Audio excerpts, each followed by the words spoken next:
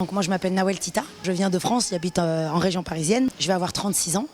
Je pratique actuellement de la boxe thaïlandaise, de ce qu'on appelle le Muay Thai en Thaïlande, depuis bientôt 4 ans, 5 ans. Aujourd'hui j'arrive à 16 combats avec 14 victoires, 13 victoires pardon.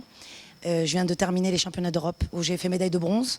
L'année dernière les championnats du monde avec médaille de bronze et puis championne de France 2017.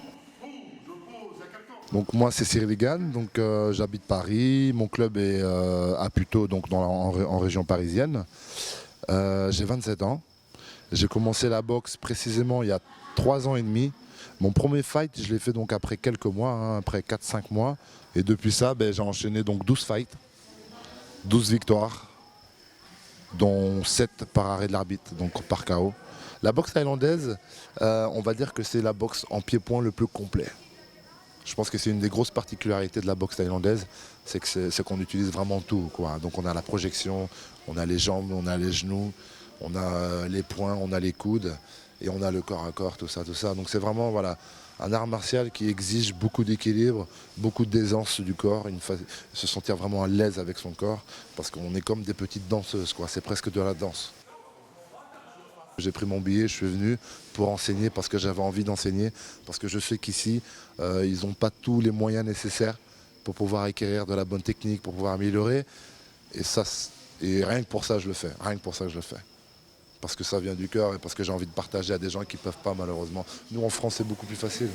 L'année dernière, j'ai vu qu'il y avait Dany qui avait participé justement à l'initiative. Et je me suis dit, bah tiens, je ne comprends pas, pourquoi pas, en fait... en tant que femme, pouvoir montrer aussi à l'univers, à d'autres personnes que les femmes peuvent monter sur un ring, peuvent boxer, peuvent leur enseigner tout simplement ce sport. Donc j'ai menacé Baba de venir et puis il a gentiment accepté la menace et me voilà aujourd'hui avec vous. L'objectif c'était de pouvoir toucher un maximum de personnes et aussi quelques femmes. Donc aujourd'hui on a commencé avec une petite fille à Micolé. Et aujourd'hui, on a 4, 5 femmes, 6 femmes, ça dépend des jours, qui viennent participer. Mais c'est pas grave, on a commencé notre club, nous, avec une petite minorité. Aujourd'hui, on en est à 80. C'est pas grave, le bouche à oreille fait bien son travail. Et si les choses sont bien faites, il n'y a pas de raison pour que ça fonctionne après. Il y a une culture du sport qui est très imprégnée ici. Ça veut dire que chaque individu sait ce que c'est que l'effort, sait ce que c'est que travailler dur. Ils ont de très grande qualité physique, naturelle. Ça veut dire qu'ils sont très endurants, ils sont très puissants. Je pense que ça vient, c'est de la génétique. Aussi, je ne sais pas si c'est la lutte sénégalaise qui fait ça, etc. Mais en tout cas, on va dire que je pense que il n'y a pas beaucoup de travail à faire en soi pour pouvoir développer et pouvoir sortir en tout cas de champions de ce qu'on a vu. On va dire que tout ce qui est qualité physique, que ce soit endurance, que ce soit physique, musculaire ou autre chose, il y a quelque chose qui est déjà imprégné. Donc il y a juste après à travailler tout ce qui est technique forcément. Donc c'est pas indéniable, il y a beaucoup de répétitions à faire, mais il y a une très bonne culture ici du sport. Donc c'est que du beau potentiel. Je pense qu'il y a beaucoup de personnes qui peuvent monter très très haut à condition de pouvoir être bien encadrées et bien dirigées tout simplement.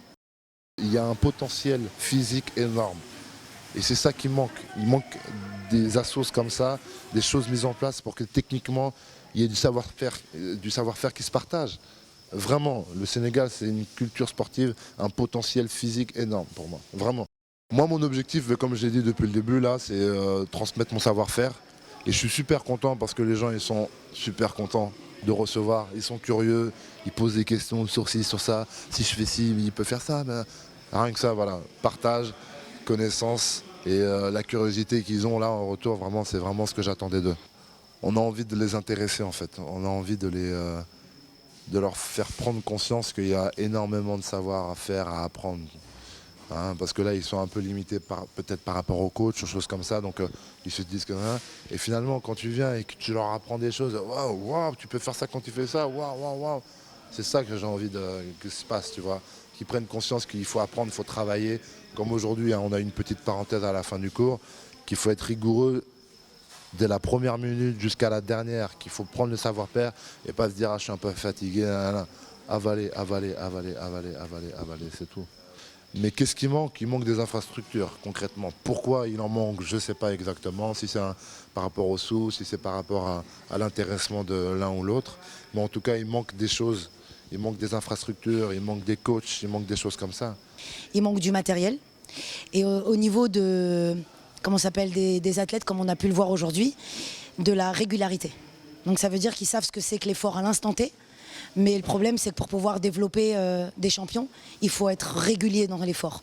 Et on ne peut pas se permettre de faire des entraînements sur 2, 3, 4 jours intenses et en ce moment de se dire, bon, bah, aujourd'hui, je suis un peu off. Bien sûr qu'il y a des phases de repos, mais c'est des phases de repos qui sont gérées, donc qui sont encadrées. Donc je pense que un bon encadrement, des bonnes infrastructures et des professionnels qui sont en mesure de pouvoir leur expliquer en fait vraiment du début à la fin comment on gère un effort. On n'est pas toujours à travailler la même chose. Il faut varier les intensités, varier les entraînements pour ne pas se blesser et pour pouvoir développer un maximum de qualité et de capacité physique. On arrive dans un cadre où c'est que du basique, il n'y a pas de chichi.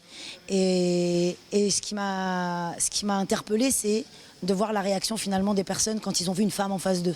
Donc je pense qu'au départ, ce n'était pas des préjugés négatifs, mais ils se sont dit, bon, ça va peut-être être soft ou un truc comme ça. Et à la fin de l'entraînement, c'était de voir le plaisir finalement que ce que j'avais pu leur procurer. Aujourd'hui, ce que l'année dernière, en tout cas, ou les années précédentes, les garçons ont fait pour ramener cette année, nous, c'est l'année prochaine, on ramènera plus de choses. On essaiera de faire en sorte, en tout cas moi personnellement, si l'équipe le veut, en tout cas, de continuer avec vous et puis de faire progresser un petit peu plus à chaque fois.